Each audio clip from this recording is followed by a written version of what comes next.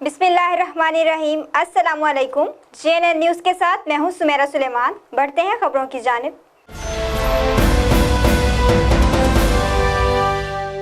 Assistant commissioner Khanpur का मुहर्रमुल हराम के हवाले से इमाम बारगाह का दौरा, सिक्योरिटी और सफाई के इंतजामात का जायजा भी लिया। SHO सिटी और चीफ ऑफिसर भी हमराह थे। तफसीलात जानते हैं अनिल गौरी की इस रिपोर्ट में। असिस्टेंट कमिश्नर खानपुर मोहम्मद यूसुफ ने मुहर्रमुल हराम के हवाले से दरबार हुसैन का विजिट किया। इन्होंने कहा, मुहर्रमुल हराम में सफाई सुथराई के बेहतर इंतजामात किए जाएंगे।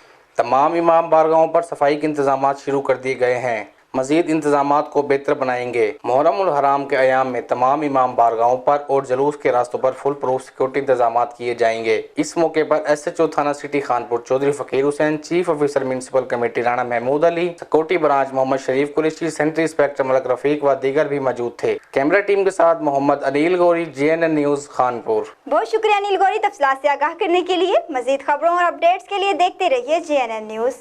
You watching JNN News Network. For more news, subscribe our channel, press the bell icon and don't forget the comments.